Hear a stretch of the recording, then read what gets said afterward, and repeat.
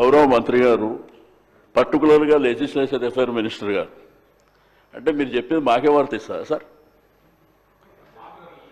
లేలే మాకే వర్తిస్తుందా అంటే శాసనసభలో అందరి సభ్యులకు వర్తిస్తుందా? అసెంబ్లీ స్టార్ట్ అయినప్పటి నుంచి మీరు ఎవ్వరికి అవకాశం ఇచ్చినా గత ప్రభుత్వం 15 నెలలైంది సార్, 15 మాసాలైంది అధ్యక్ష. ఇప్పుడే పెద్దలు సంజయ్ రెడ్డి గారు మాట్లాడారు. సంజయ్ రెడ్డి గారు ఇప్పుడే మాట్లాడారు సార్.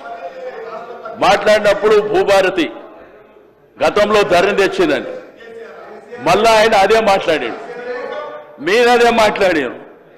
అధ్యక్ష, నా రిక్వెస్ట్ అలా మా సభ్యులు మాట్లాడినప్పుడల్లా మా సభ్యులు మాట్లాడేది దయచేసి మీరు కూడా ఏమైనా సజెషన్స్ ఉంటే తీసుకోండి సార్.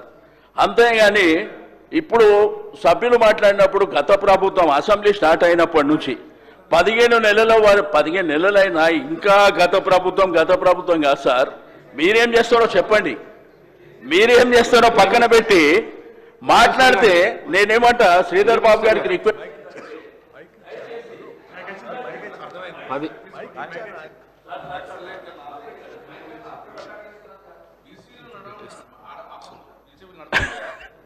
దయచేసి శ్రీధర్ బాబు గారు రిక్వెస్ట్ చేసేది ఏంటంటే మాకు చెప్పే ముందు సభకు చెప్పండి సార్, అందరు సభ్యులకు కూడా చెప్పండి.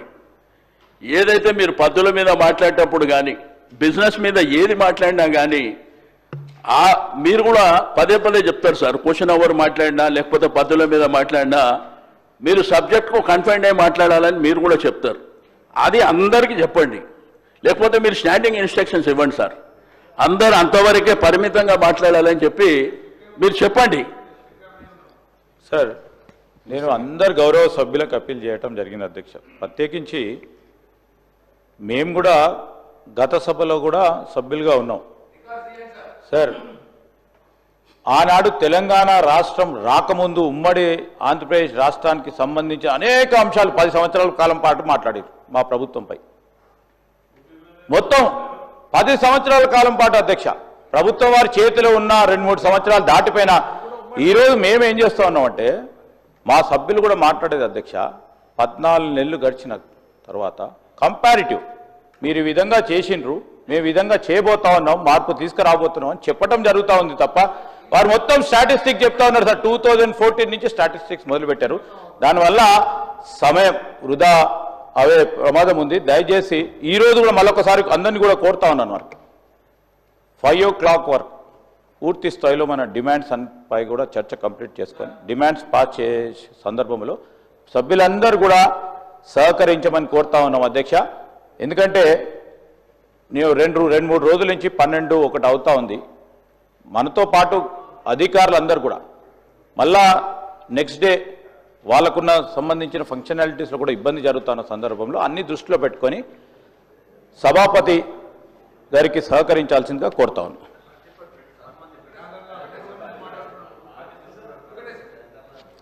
ప్రశాంత్ రెడ్డి గారు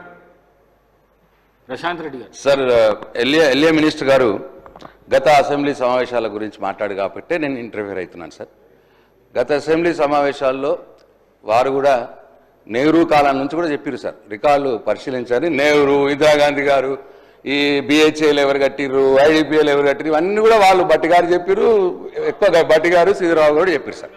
ఇప్పుడు కూడా మా సభ్యుడు ఏంటంటే సార్, మేము 15 సంవత్సరాల్లో ఇట్లా చేసినాము, ఇది బాగుంది, దీని ప్రకారం మీరు ఇట్లా చేస్తే బాగుంటుందని సూచన ఇవ్వడానికే గత ప్రభుత్వం మేము చేసిన పనుల గురించి చెప్తున్నాడు తప్పిస్తే వేరే ఉద్దేశం ఏం లేదు సార్. Thank you.